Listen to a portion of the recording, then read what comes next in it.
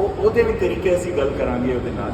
ਲੇਕਿਨ ਸਭ ਤੋਂ ਪਹਿਲਾਂ ਅਸੀਂ ਇਹ ਡਿਸਾਈਡ ਕਰੀਏ ਕਿ ਅਸੀਂ ਆਪਣੀ ਸੈਲਫ ਲਰਨਿੰਗ ਕਦੀ ਬੰਦ ਨਹੀਂ ਕਰਨੀ, ਕੰਟੀਨਿਊਅਸ ਲਰਨਿੰਗ ਰੱਖਣੀ ਹੈ till last day of life. ਹੁਣ ਮੈਂ ਪੰਜਾਬੀ ਸਿੱਖ ਰਿਹਾ ਤੇ ਨਹੀਂ ਆਉਂਦੀ ਸੀ ਮੈਨੂੰ ਬੋਲਣੀ, ਬਿਕੋਜ਼ 15.5 ਸਾਲ ਦੀ ਉਮਰ ਤੇ ਮੈਂ ਚਲਾ ਗਿਆ ਸੀ ਨੈਸ਼ਨਲ ਡਿਫੈਂਸ ਅਕੈਡਮੀ, ਤੁਹਾਨੂੰ ਦੱਸਿਆ।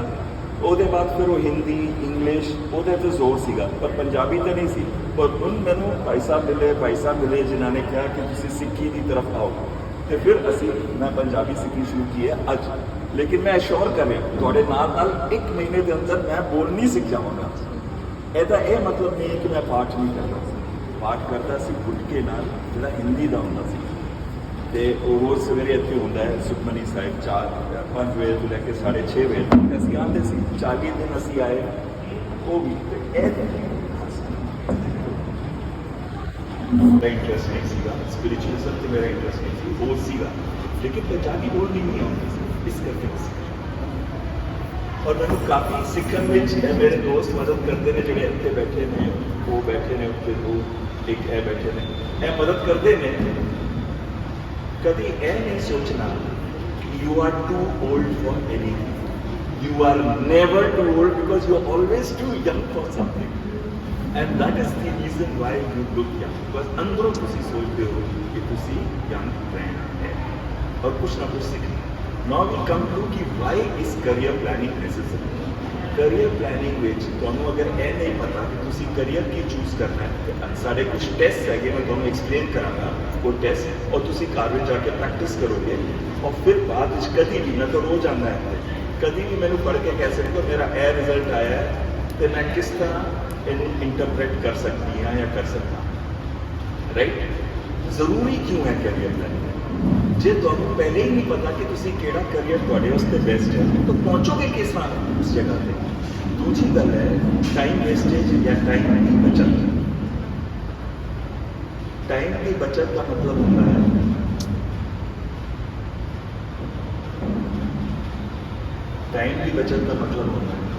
अगर खाली यह कहना कि मैं इंजीनियर बनना है, पूरा नहीं है। अगर तुसी 10th या 11th या 12th ਵਿੱਚ ਤੁਸੀਂ ਫਿਜ਼ਿਕਸ और मैथमैटिक्स या केमिस्ट्री नहीं लिखी, ਤੁਸੀਂ इंजीनियर बन सकते हो। ਹੁਣ ਤੁਸੀਂ ਸੁਣਿਆ ਕਿ मैं एविएशन के बैकग्राउंड ਤੋਂ ਹਾਂ, तो ਤੁਹਾਨੂੰ ਲੱਗेगा कि मैंने भी पायलट बनना है, पर मैंने सिविल एविएशन का बनना, उत्थे पैसे बहुत हैं ਜਿਹੜੇ ਹਵਾਈ ਜਹਾਜ਼ ਬਣਾਉਂਦੇ। तो अगर ਤੁਸੀਂ वो बनना है और ਤੁਸੀਂ कभी भी अपना फिजिक्स और मैथमैटिक्स ਤੁਸੀਂ नहीं लिखी 11th और 12th ਵਿੱਚ, तो किस तरह बन सकते हो? ਤੁਸੀਂ क्वालिफिकेशन ਵਿੱਚ आओगे नहीं। इस करके बहुत ज़रूरी है कि 8th 9th ਵਿੱਚ ਤੁਸੀਂ डिसाइड करो। हालांकि सारी उम्र ਤੁਸੀਂ 60 साल ਦੇ भी हो जाओ तो करियर प्लानिंग की ज़रूरत है, लेकिन जितनी जल्दी ਤੁਸੀਂ करियर प्लानिंग शुरू करते हो उतना ही ਤੁਹਾਡੇ ਵਾਸਤੇ बेहतर है। Is this absolutely clear? सारे आप सब कुछ समझ आ रहा है अभी तक? ओके, टाइम की बचत, पैसे की बचत, और बाद में किसी कहते हो नहीं मेरे को ऐसा सब्जेक्ट नहीं है, फिर वो सब्जेक्ट का तुम एग्जाम दोगे 1 साल 2 साल हो सकता है 3 साल पढ़ेंगे उस चक्कर वो टाइम मैंने कम किया एक कंपनी फिर छड़ता, फिर 1.5 साल कम किया, फिर छड़ता, फिर कितने और कम किया, फिर छड़ता।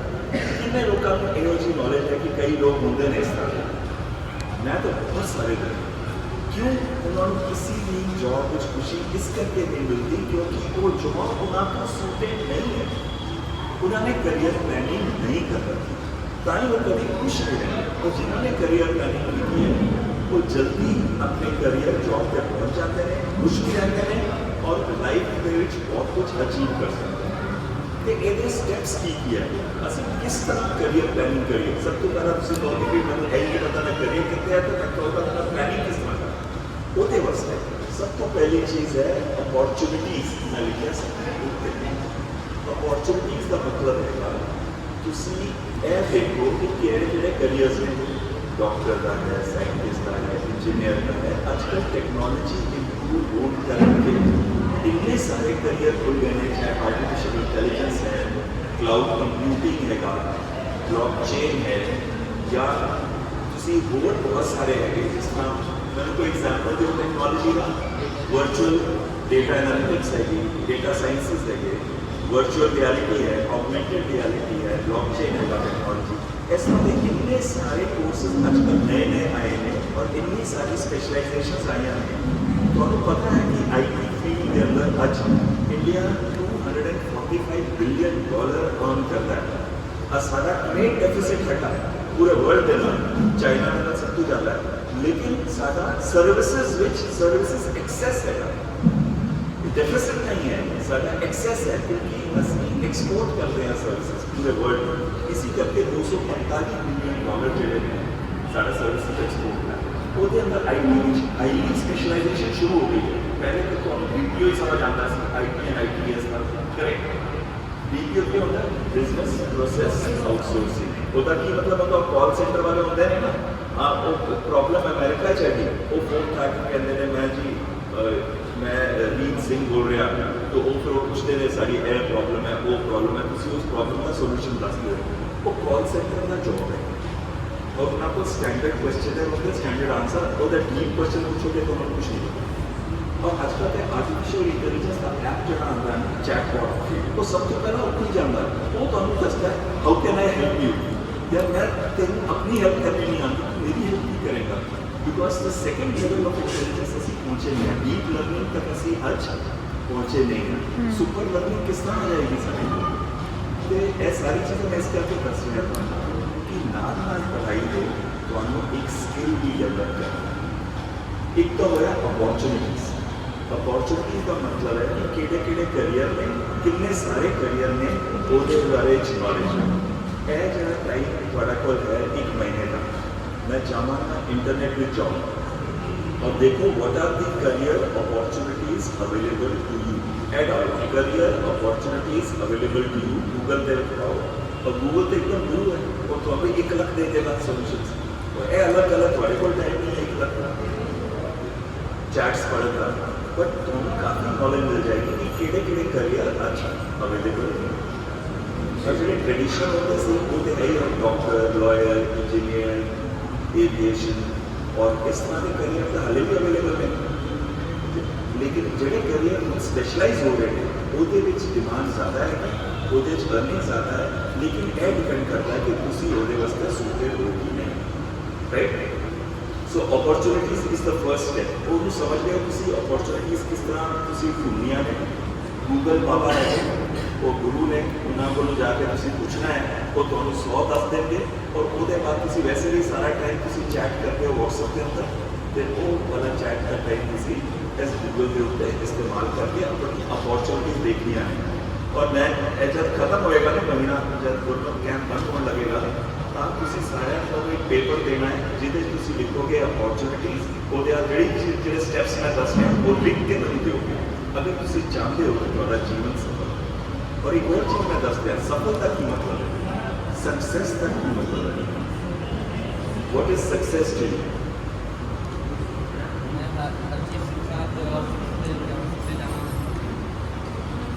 अगे उठते जाओ, सक्सेस की है बड़े वास्ते इंटरनल हैप्पीनेस, खुश रहो, internal happiness, internal happiness. Success सफलता की है जिसको मुझे खुशी मिलती है, उसमें क्या है? माइंडफुलनेस। इंटरनल हैप्पीनेस या खुशी के ऊपर बहुत जोर देता है। सक्सेस लोग समझते हैं, कई लोग समझते हैं मेरे को ज़्यादा पैसे 10 करोड़ आ जाए, 100 करोड़ आ जाए तो मैं बहुत खुशी होऊंगा। पैसा खुशी देना नहीं है, क्योंकि अगर उसे इलॉन मस्क को देखो, आज मोदी है $213 बिलियन, सेकेंड रिचेस्ट पर्सन। आज तो 6 महीने पहले रिचेस्ट पर्सन सीगा, उन्हें एक बर्नार्ड करके फ्रेंच वाला है, वो रिचेस्ट हो गया है, वो $214 बिलियन थे, $1 बिलियन। सोचो वो रात की नींद नहीं आती होगी कि मैं सेकेंड मतलब $213 बिलियन अर्न कर दे गए, वो खुश नहीं है, खुश ठीक है। सो खुश इलॉन मस्क कौन है भाई? हाँ जी, CEO of Tesla and owner of Twitter. Very nice, CEO of Tesla, Twitter and SpaceX। अगर मैं तुम दसना चाहना SpaceX के बारे में 1 मिनट लेके, कि तुम समझ आएगा कि जब मैं अपना काम शुरू किया, सर ने क्या इस करके मैं ये लेके जाना चाहता हूँ, उस घर में बहुत इंपॉर्टेंट है। कल जब उन्हें SpaceX शुरू किया तो ਤੁਹਾਡੇ ਵਕਰ ਹੀ ਸੀਗਾ, SpaceX ਤੋਂ ਪਹਿਲੇ ਤੁਹਾਡੇ ਵਕਰ ਸੀਗਾ YWCA ਗਿਆ, ਉੱਥੇ ਬਾਥਰੂਮ ਵੀ ਕਾਮਨ ਹੁੰਦਾ ਸੀ, ਔਰ ਸਵੇਰੇ ਸਾਰਿਆਂ ਨੂੰ ਲਾਈਟ ਵਿੱਚ ਲੱਗਾ ਕਰਨਾ ਸੀ।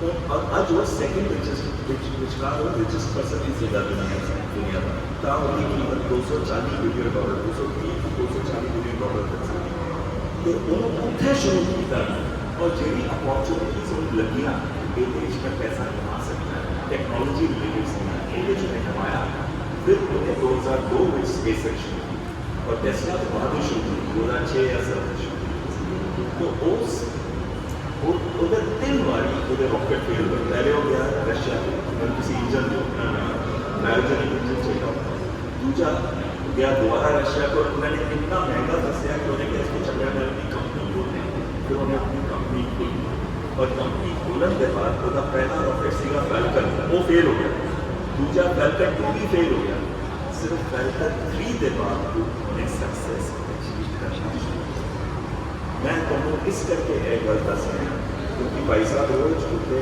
तुम मोटिवेट करते हैं जिंदगी में अगर तुम कभी भी अगे जाके देखोगे सफलता जी है ना वो सिर्फ 10% टाइम लगती है 90% टाइम तुम फेल होंगे हो हर जगह तुम जॉब इंटरव्यू जाओगे फेल होगे कितने फेल का मतलब नहीं है कि 40% तक नंबर आएंगे फेल का मतलब है किसी कितने अपनी एम अचीव नहीं कर पाएंगे फेलियर करना लेकिन हर फेलियर ना तो एक्सपीरियंस मिलता है सक्सेस जो जर्नी होती है वो सबसे इम्पोर्टेंट होती है जो सक्सेस की तरफ की जर्नी होती है लेकिन and which her time failure करते करते जो एक्सपीरियंस मिलता है वो ही सक्सेस की तरफ लेकर जाता है इस करके सक्सेस जी है वो एक एंड नहीं है डेस्टिनेशन नहीं है जिसका मेरे बड़ी चंगी तरह एक्सप्लेन किया है सक्सेस है कंटिन्यूस लाइफ की जर्नी और कंटिन्यूस सीखना है ना भूलना कभी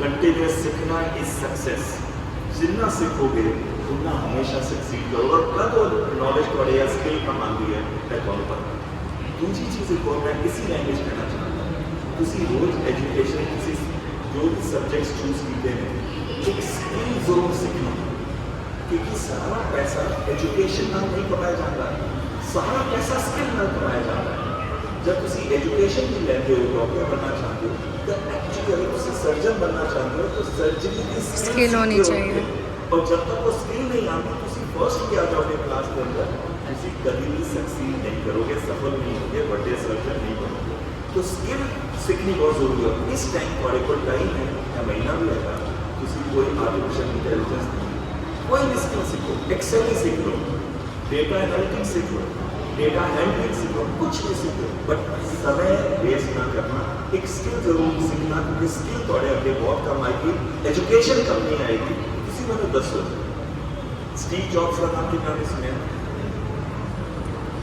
कितना पढ़े हुआ सीगा 10th drop out college drop out सीगा उन्हें की शुरू किया और उसका दोस्त बॉसनेक सीगा उन्हें एक्चुअली हार्ड एडिटर डेस्कटॉप जो एप्पल था उसे खरीद लिया था ओदी टेक्नोलॉजी यूज करके उन्हें सिर्फ मार्केटिंग की वो सारी में मार्केटिंग कर रहा है एप्पल का फोन के लिए तो लेगा देखो 2012 में चला भी गया वो कैंसर में प्रोस्टेट कैंसर में चला भी गया लेकिन क्या बड़ा फोन सारे उससे चढ़ गया और सारे हम तो जानते ही नहीं है वो क्या बढ़िया और वो कॉलेज ड्रॉप आउट से गया इंडिया आया सी 1 साल वास्ते उन्हें मेडिटेशन करना तुसी कहते इंडिया ही छो तो तुसी मेडिटेट क्यों नहीं करते जेड़े बड़े बनना चाहते हैं वो ऐसे आके गुरुमुख ज्ञान के अंदर मेडिटेट करना so I am just telling you the various success factors also now when we are looking at opportunities ਤਾਂ ਹੋ ਗਈ ਕਿ ਤੁਸੀਂ ਢੂੰਡੋਗੇ ਕਿਹੜੇ ਨੇ ਜੇ ਤੁਸੀਂ ਮੇਰੇ ਕੋਲ ਪੁੱਛੋਗੇ ਕਿ ਕਿਹੜੇ ਨੇ ਮੈਂ ਦੱਸ ਦਿਆਂਗਾ ਕਿਹੜੀ opportunity ਹੈਗੀ ਆ ਦੂਜੀ ਆਉਂਦੀ ਹੈ ਸਭ ਤੋਂ ਜ਼ਿਆਦਾ ਇੰਪੋਰਟੈਂਟ सेल्फ असेसमेंट ਉਹ opportunity ਤੇ ਹੈਗੀ ਪਰ ਕੀ ਮੈਂ ਉਸ opportunity ਵਾਸਤੇ ਸਕਸੀਡ ਕਰ ਸਕਦਾ ਕਿ ਨਹੀਂ ਜਾਂ ਉਹਦੇ ਨਾਲ ਮੈਂ ਸੂਟ ਕਰਦਾ ਕਿ ਨਹੀਂ ਰਾਈਟ ਸੋ ਅਸੀਂ ਡਿਸਾਈਡ ਕੀਤਾ ਹੈ ਕਿ ਮੈਂ इंजीनियर बनना है वो भी मैं ये तो बसता वो पर्सनल एग्जाम्पल इसलिए बसता क्योंकि कहानियाँ ना तो हमें याद रहेगा जो मैं बोल रहा हूँ मेरी डॉटर मैं क्या भी कहती है पापा मैं साइंस से सुपरेट नहीं शी इज वेरी कॉन्फिडेंट कहती है मैं साइंस से सुपरेट नहीं मैं कॉमर्स लेंगे अकाउंट्स में आज जो नर्स था अकाउंट्स में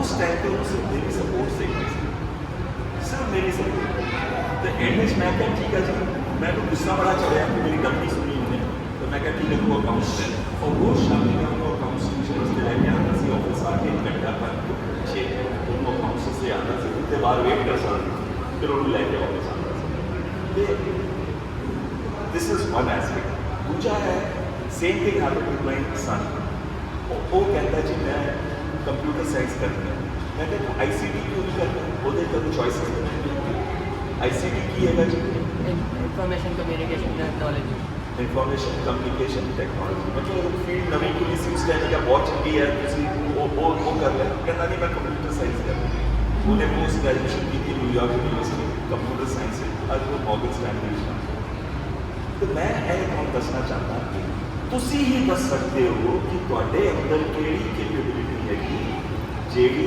ਤੁਹਾਡੇ ਵਾਸਤੇ ਬੈਸਟ ਸੂਟਡ ਹੈ ਤੁਹਾਡੇ ਪੈਰੈਂਟਸ ਤੁਹਾਨੂੰ ਐਡਵਾਈਸ ਕਰ ਸਕਦੇ ਨੇ ਉਹਨਾਂ ਦੀ ਐਡਵਾਈਸ ਸੁਣਨੀ ਹੈ ਕਿਉਂਕਿ ਉਹਨਾਂ ਨੇ ਜ਼ਿੰਦਗੀ ਦੇਖੀ ਹੈ ਉਹ ਤੁਹਾਨੂੰ ਸਹੀ ਐਡਵਾਈਸ ਦਿੰਦੇ ਨੇ 90% ਟਾਈਮ ਉਹਨਾਂ ਦੀ ਐਡਵਾਈਸ ਸਹੀ ਹੁੰਦੀ ਹੈ ਲੇਕਿਨ ਜਦ ਕਰੀਅਰ ਚੂਜ਼ ਕਰਦੇ ਹੋ ਉਹਨਾਂ ਦੀ ਐਡਵਾਈਸ ਨੂੰ ਮਹੱਤਤਾ ਦਿੰਦੇ ਹੋਏ ਤੁਸੀਂ ਇਹ ਵੀ ਦੇਖੋ ਕਿ ਤੁਹਾਡੀ ਸੈਲਫ ਅਸੈਸਮੈਂਟ ਕੀ ਹੈ ਸੈਲਫ ਅਸੈਸਮੈਂਟ ਦੇ ਅੰਦਰ ਕੀ ਆਉਂਦਾ ਹੈ ਤੁਹਾਡੀ ਲਾਈਕਸ ਡਿਸਲਾਈਕਸ ਕੀ ਹੈਗੇ ਤੁਸੀਂ ਇਹ ਨਾ ਕਰਨਾ ਪੈਸਾ ਕਮਾਉਣਾ ਹੈ ਪਰ ਮੈਂ ਕੰਮ ਨਹੀਂ ਕਰਨਾ ਮਿਹਨਤ ਨਹੀਂ ਕਰਨੀ ਇਹ ਤਾਂ ਹੋ ਨਹੀਂ ਸਕਦਾ ਇਹ ਤਾਂ ਹੋ ਨਹੀਂ ਸਕਦਾ ਕਿ ਘਰ ਬੈਠੇ ਬੈਠੇ ਕੋਈ ਤੁਹਾਨੂੰ ਕਰੋੜਾਂ ਰੁਪਏ ਦੇ ਜਾਏਗਾ ਲੋਟਰੀ ਵੀ ਉਹਨਾਂ ਦੀ ਨਿਕਲਦੀ ਹੈ ਜਿਨ੍ਹਾਂ ਦੀ ਕਿਸਮਤ ਵਾਹਿਗੁਰੂ ਨੇ ਲਿਖੀ ਹੁੰਦੀ ਹੈ ਔਰ ਉਹਨਾਂ ਨੇ ਕਿਸੇ ਨਾ ਕੋਈ ਬਹੁਤ ਚੰਗਾ ਕੰਮ ਕੀਤਾ ਹੁੰਦਾ ਹੈ ਕਦੀ ਇਸੀ ਕਰਕੇ ਮੈਂ ਹਮੇਸ਼ਾ ਕਹਿੰਦਾ ਜਦ ਤੁਸੀਂ ਸਕਸੈਸ ਅਚੀਵ ਕਰਦੇ ਹੋ ਇਹ ਨਾ ਕਦੀ ਕਹਿਣਾ ਤੁਸੀਂ ਅਚੀਵ ਕੀਤੀ ਹੈ इस करके कीती है क्योंकि वाहिगुरु की मेहर है कि थोड़े उत्ते उस समय और जब तुम करियर चूज करते हो वो राह बड़ी ओपन हो जाती है बहुत ईजी हो जाती है जिस राह में वाहिगुरु की मेहर है यह बहुत जरूरी है यदा ख्याल रखना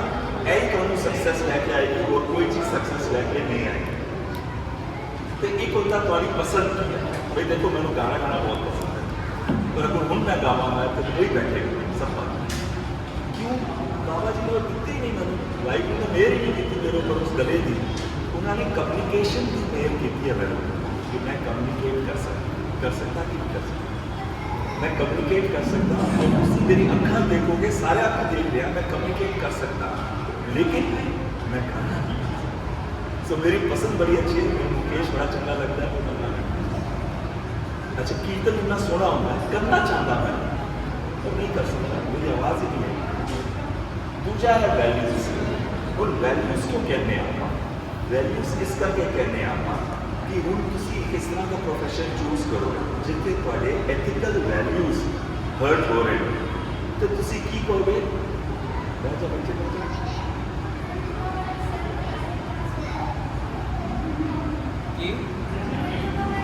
वैल्यूज तुम कभी भी वो जॉब ना चूज करना जितने थोड़े वैल्यूज इफेक्ट हो रहे क्योंकि वो सारा टाइम थोड़े ना कॉन्फ्लिक्ट करेंगे मन के अंदर ऐ तो मैंने पसंद ही नहीं है ऐ तो मैंने पसंद ही नहीं है एक जगह में गया 1.5 महीने में जॉब छाड़ी क्यों मैं उसका नाम ही लवागा कॉलेज का एज डायरेक्टर एडमिट उत्थे सब गलत काम हो रहे सिर्फ एडमिशन से जोर से ना नहीं थे जोर ऐसे कई प्राइवेट कॉलेजेस देखोगे या किसी बड़े हो तो वो 1.5 महीने के अंदर मैं हाथ जोड़ दिए मैनेजमेंट को गया हाथ जोड़ के क्या मेरे एथिक्स ना रहे हिट करना बहुत तो इस इंटरेस्ट असी करता है टैलेंट हूँ जो बाबा जी ने तो टैलेंट दिता है जो वाहिगुरु ने तो टैलेंट दिता है मेरी स्ट्रेंथ्स दिखा ने याद रखना वीकनेसेस इंप्रूव करने तो ज़्यादा आजकल की थ्योरी की है स्ट्रेंथ्स को एक्सप्लॉइट करो तुम क्योंकि वीकनेस इंप्रूव करना जगह गाना गाना मैं सीखना शुरू करांगा तो सारी उम्र निकल जाएगी तो मैं नहीं सीख पाऊँगा लेकिन जी मेरी स्ट्रेंथ है उन्होंने एक्सप्लॉइट करांगा तो मैं ज़्यादा सक्सीड करांगा इस करके अपनी स्ट्रेंथ्स आइडेंटिफाई करनी हमारी बहुत ज़रूरी है इज दिस क्लियर एब्सोल्युटली किसी न किसी चीज़ डाउट है नहीं तो असं आते हैं कि असी यह सारा सेल्फ असेसमेंट किस तरह करते हैं अच्छा बहुत सारे हैं टेक्निक्स लेकिन मैं एक टेक्निक दसना जो बड़ी सस्ती और फ्री है नेट के अंदर MBTI Myers Briggs type indicator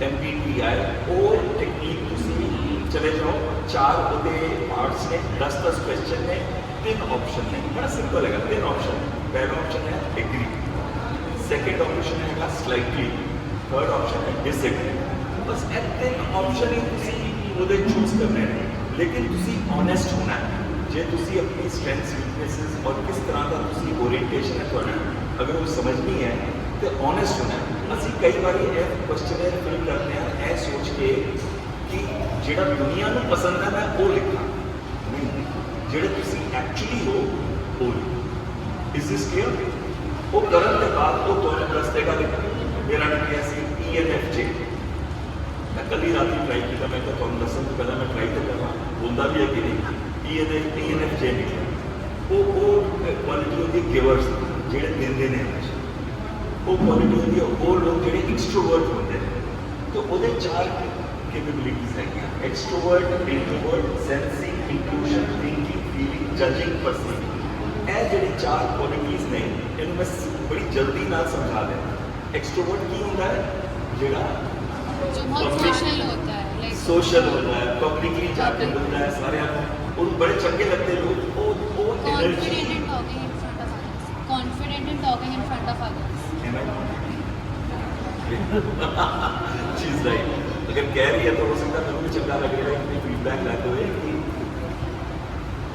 वो एनर्जी लोगों को लेता है थोड़ी बहुत एनर्जी लेता है I you understanding I am an extrovert I take energy from you और वो एनर्जी ना देखो मेरे अंदर कितनी एनर्जी आ रही है 63 साल ना ताकि 40 साल वाले लोग फील कर लेना तो 25 साल वाले लोग फील करना लेकिन वो क्यों आती है वो एनर्जी का इंट्रोवर्ट कौन होता है जेड़ा अपने अंदरों अपनी एनर्जी है जिस तरह बहुत बड़े बड़े संत हो गए जिन्होंने एकांत पसंद है जेड़े भीड़ में नहीं जाते और भीड़ में जाते भी नहीं तो भीड़ में एकांत मिलते हैं उन्होंने भीड़ में ही अकेलापन महसूस होता है is this clear extrovert introvert दूसरा है सेंसिंग इंट्यूशन सेंसिंग का मतलब होता है पंच सेंसेस केड़े ने जल्दी ना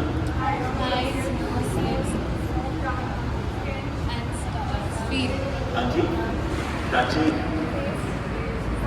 टेस्ट पंच आ गए जी सारे बोलोगे जल्दी Smell, seeing, hearing, seeing, seeing. So feeling now और ए पंच है गया सेंसेस जेड़े लोग ए सेंस का की मतलब है सेंस का मतलब है लॉजिकल कोई भी डिसीजन लेने से पहला सारे फैक्ट्स गैदर करते हैं अपने पंजा सेंसेस को यूज करके एनवायरनमेंट को सारा डेटा कलेक्ट करते हैं तो वो लोग फिर डिसीजन लेते हैं वो मेथोडिकल होते हैं ऑर्डरली और दूसरा है इंट्यूशन इंट्यूशन का मतलब होता है गट फीलिंग कई बार तुम कितने जा रहे हो तो लगता है इतने नहीं जाना चाहिए फिर भी कहते चलो चला जाता है तो फिर फिसल जाते हैं तो चोट भी लग जाती है इस तरह होता है जब कोई चीज़ करते हो और वो गलत हो जाती है तो हमने इंट्यूशन सीखा कि यह नहीं करनी यह सही बंदा नहीं है वो देखा नीचे कई बंदे दिख जाते हैं कि यह सही नहीं है तो वो इंट्यूशन कहते हैं गट फीलिंग कहते हैं लेकिन हर टाइम कि तुम गट फीलिंग से जा सकते हो यह ध्यान रखना लेकिन कई लोग जानते नहीं थिंकिंग फीलिंग थिंकिंग का मतलब होता है सोच समझ के दिमाग से एंड फीलिंग का मतलब हार्ट से decision she's so good so right but she actually speaking she's absolutely right ਜਿਹੜੇ ਹਾਰਟ ਤੋਂ ਸੋਚਦੇ ਨੇ ਉਹ ਫੀਲਿੰਗ ਉਹ ਇਮੋਸ਼ਨ ਤੇ ਉਹ ਦੁਨੀਆ ਦੇ ਬਾਰੇ ਸੋਚਦੇ ਨੇ ਉਹਨਾਂ ਨੂੰ ਲੱਗਦਾ ਹੈ ਕਿ ਇਹਨੂੰ ਬੁਰਾ ਨਾ ਲੱਗੇ ਇਹਨੂੰ ਬੁਰਾ ਨਾ ਲੱਗੇ ਇਹਨੂੰ ਬੁਰਾ ਨਾ ਲੱਗੇ और याद रखना हर एक बंदा जब रिएक्ट करता है ना वो रिएक्ट कर रहा है उसका कोई रीज़न है या तो वो अपने आप को दसना चाहता है सारे या तुम्हारे को लोग कुछ लेना चाहता है कुछ भी कोई बोलता है there is always a reason feeling और थिंकिंग क्लियर है thinking is logical thinking is data oriented और जो थिंकिंग और सेंसिंग ओरिएंटेड होते हैं वो टेक्नोलॉजी फील्ड उन्होंने बहुत चंगी है because they are data oriented because they go into coding, they go into accountancy. These are the kind of things. उस things के अंदर लोग जानते हैं जिन्हें भी sensing और thinking चंगी है. Judging and perceiving. Judging का मतलब होता है planning. किसी planning किस तरह करते हो? आज मैं क्लास में आ रहा है तो रात ही अपना बिस्तर पैक करके रखते हो. कुछ मेरे वाले होते हैं सवेरे घूमने होते हैं सब. अरे पेंसिल लिखते पई है, किताब लिखते पई है. वो होते हैं परसीविंग वाले ਜਿਹੜੇ ਪਰਸੀਵ ਕਰਕੇ ਕੰਮ ਕਰਦੇ ਨੇ वो प्लान करके नहीं करते, लेकिन मैं बहुत प्लान करके करता था। I am sure you this, plan करके करता हर चीज़, और प्लान में ब्रेक डाउन करते हैं। ए छोटे छोटे बड़ा गोल है, ए छोटे गोल में, ए टास्क में, ताकि मैं अचीव कर सकूँ। इज दिस क्लियर एकदम? वो तुसी MBTI करना है, ए थोड़े फैक्टर्स ने ਉਹਦੇ ਅੰਦਰ, ਇਹ 4 ਦੇ ਕੰਬੀਨੇਸ਼ਨ ਨੂੰ 16 ਪਰਸਨੈਲਿਟੀਜ਼ ਨਿਕਲਦੀਆਂ ਨੇ। 4 × 4 16 ਸਕੁਆਇਰ ਹੋ ਜਾਂਦਾ ਨਾ ਪ੍ਰੋਬੇਬਿਲਿਟੀ ਵਿੱਚ, 4 × 4 16 ਪਰਸਨੈਲਿਟੀ। ਉਹਦੇ ਬਾਅਦ ਆਉਂਦਾ ਹੈ ਗੋਲ ਸੈਟਿੰਗ। ਨਾ ਹੁਣ ਐਸਾ ਕਰਨ ਦੇ ਬਾਅਦ ਤੁਹਾਡਾ ਗੋਲ ਕੀ ਹੈ? ਗੋਲ ਇੱਕ ਲੌਂਗ ਟਰਮ ਗੋਲ ਹੁੰਦਾ ਹੈ, ਲੇਕਿਨ ਮੈਂ ਤੁਹਾਨੂੰ ਕਹਾਂਗਾ ਹੈ ਲਾਈਫ ਗੋਲਸ। ਹਰ ਆਦਮੀ ਦੀ ਸਟੇਬਿਲਿਟੀ 4 ਚੀਜ਼ਾਂ ਤੋਂ ਹੁੰਦੀ ਹੈ। ਪਹਿਲੀ ਸੈਲਫ, ਉਹਦਾ ਆਪਣਾ ਬੈਲੈਂਸ, ਜਿਹੜੀ ਤੁਸੀਂ ਸੈਲਫ ਅਸੈਸਮੈਂਟ ਕਰਦੀ ਹੈ। ਦੂਜੀ ਸਪਿਰਿਚੁਅਲਿਜ਼ਮ, ਜਿਹੜੀ ਤੁਸੀਂ ਆਉਂਦੇ ਹੋ ਗਵਰਨਮੈਂਟ ਕਲਾਸਿਸ ਜਾਂ ਕੋਈ ਵੀ ਸਪਿਰਿਚੁਅਲ ਬੰਦੇ ਕੋਲ ਮਿਲਦੇ ਹੋ। ਸਪਿਰਿਚੁਅਲਿਜ਼ਮ ਤੁਹਾਡੀ ਆਪਣੀ ਕਿੰਨੀ ਸਪਿਰਿਚੁਅਲ ਗਰੋਥ ਹੈਗੀ। ਤੀਜੀ ਹੁੰਦੀ ਹੈ family and society and Fourth is earning. Earning, career.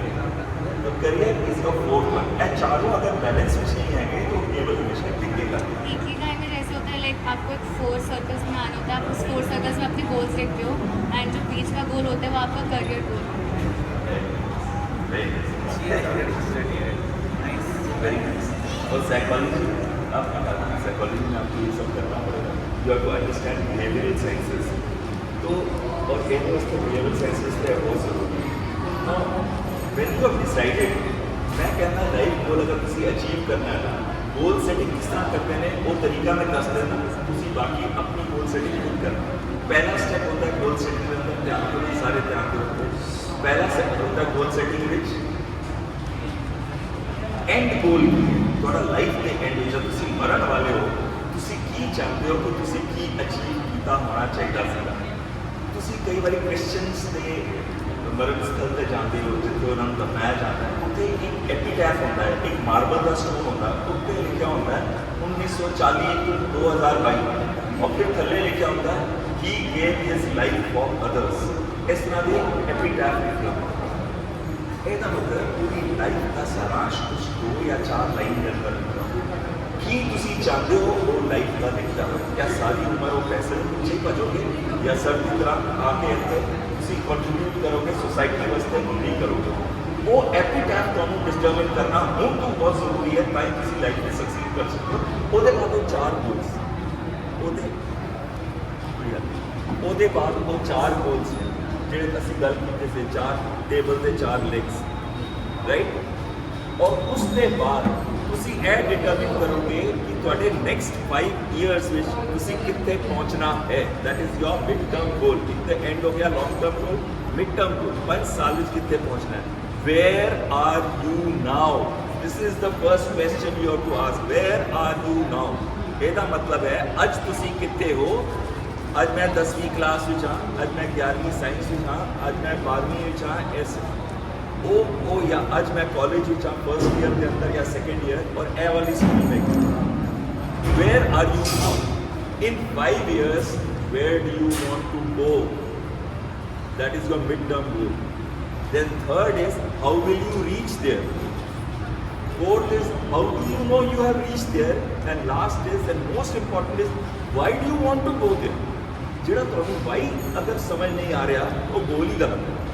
अगर तुसी कहते हो मैं 5 साल के अंदर मैनेजर बनना चाहता, एक IT फर्म का कोई गोल हैगा मीडियम का। तुसी कहते हो 5 साल में मैं एक मार्केटिंग कंपनी के अंदर, एक चंगी कंपनी के अंदर मैनेजर बनना चाहता, यह तुम्हारा गोल है। 5 साल के अंदर तुसी CA कंप्लीट करके अकाउंटेंसी करना चाहते, इंस्टीट्यूट में डीन रह चुके हैं CA, तो वो भी अचीवेबल हैगा। Is this clear? This is your mid term.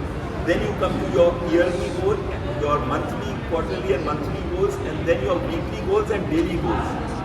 To succeed in life, ever सुनना मेरे गन प्लीज। अब तक देखो बच्चे, इधर मैं हैंडसम नहीं हूँ, मुझे पता है, पर दोस्तों ना इस तरह। Yeah, just look at me please.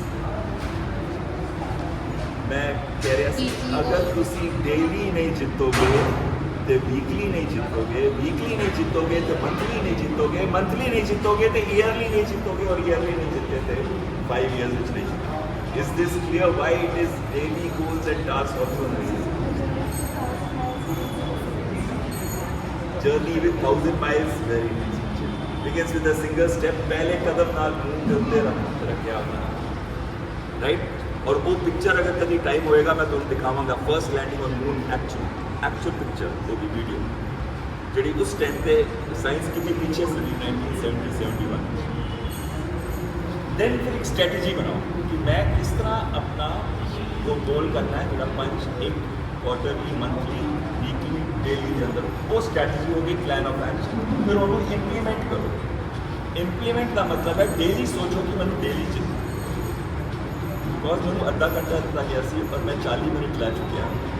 इस करके मैं इतने एंड करना चाहते यह कहना चाहता हूँ कि unless you reach this step, all planning is like your पान वाले की दुकान जितने बह के कहते हैं विराट कोहली ने छक्का नहीं मारिया होता ना, तो मैच तो वो जितने वाले ही सी और वो बेचारा बाउंड्री पे आउट। यस, पर वो कभी खुद क्रिकेट नहीं खेले क्योंकि उन्होंने इम्प्लीमेंट नहीं।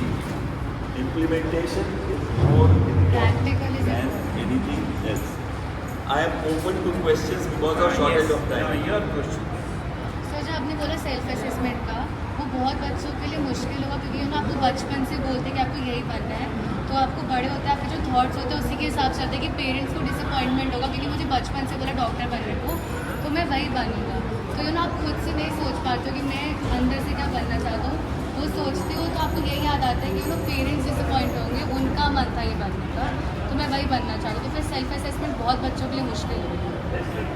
इस बच्ची ने बहुत चंगी गल की है। First of all I think she will succeed in her life because she can understand life. Understand life का मतलब होता है कि एक चीज़ तो मैं तुम्हें दस रहा कि तुम सेल्फ असेसमेंट करो, वो तो बड़ी आसान है, तुम नेट पर जाओगे सेल्फ असेसमेंट कर लोगे। लेकिन जी दूजी चीज़ है इम्प्लीमेंट वाली, जी बच्ची कह रही है कि अगर सपोज जिस मेरी लड़की ने मैंने कहा कि मैं अकाउंट्स लेना चाहती हूँ, मैं साइंस में सक्सीड नहीं करा, मैं पसंद ही नहीं है साइंस, या मैं मैथ्स पसंद ही नहीं है, ताकि मैं मैथ्स का कोर्स करके दिलवा देती। मैं क्या मैथ्स मेरी सारी लाइफ की कमानी है। इस करके पेरेंट्स की कई चीज़ें बहुत चंगियाँ बोलते रहे। फॉर एग्जाम्पल इसी क्वेश्चन को अगे लेके जाता मेरे टिप्स की है थोड़े वास्ते एक ऐसी क्वेश्चन को लेकर सब तो पहला ये लिख रहा है कि इंग्लिश सीखो। हालांकि ऐसी पंजाबी सीखना बहुत ज़रूरी है, लेकिन इंग्लिश सीखने का रीज़न रहेगा कि 42% of the business in world is done in English. 42% business world का हिंदुस्तान का वर्ल्ड का बिजनेस अंग्रेजी में किया जाता है। जे थोड़ी अंग्रेजी चंगी नहीं है तो MNC वाले थानू कभी भी नहीं रखेंगे।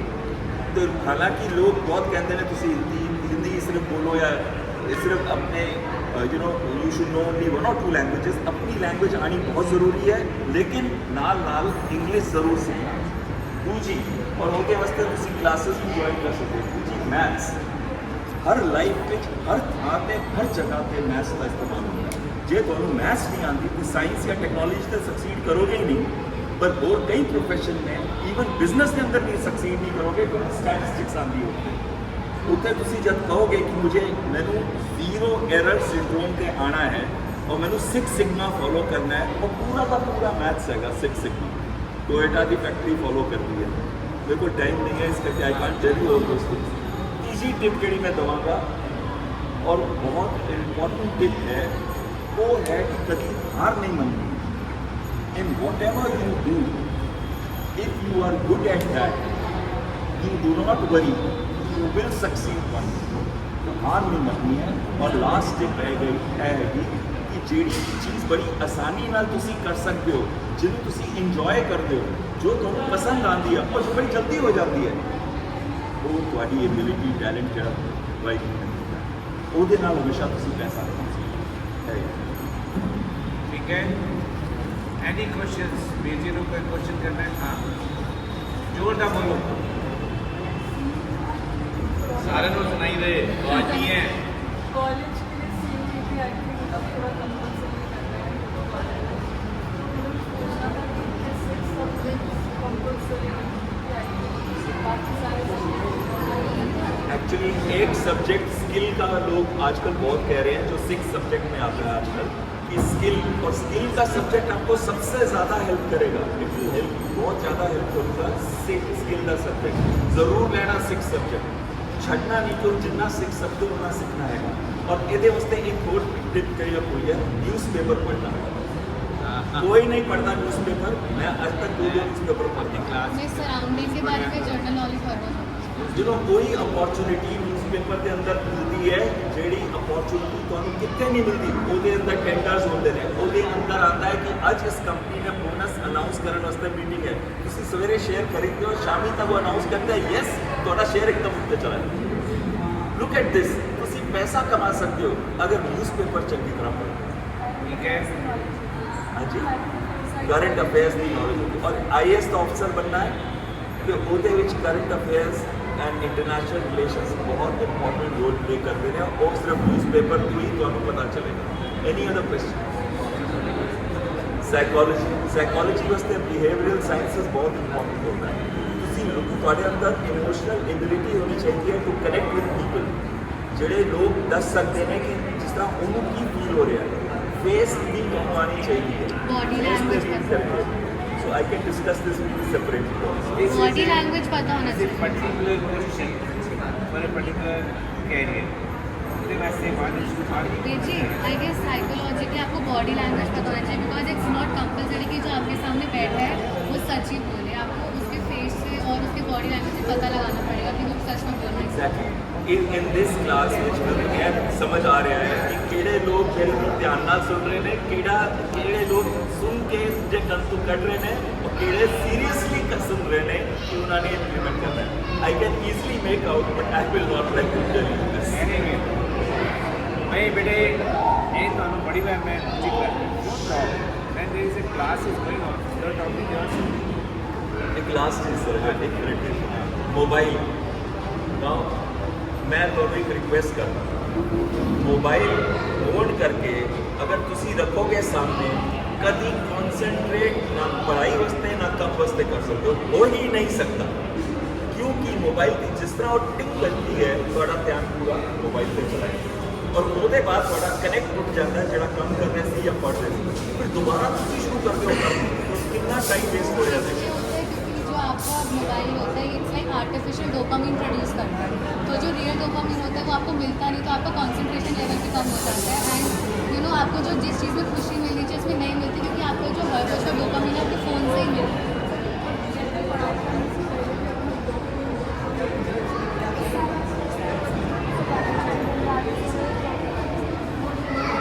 इसमें बच्चे मैं अपना कार भी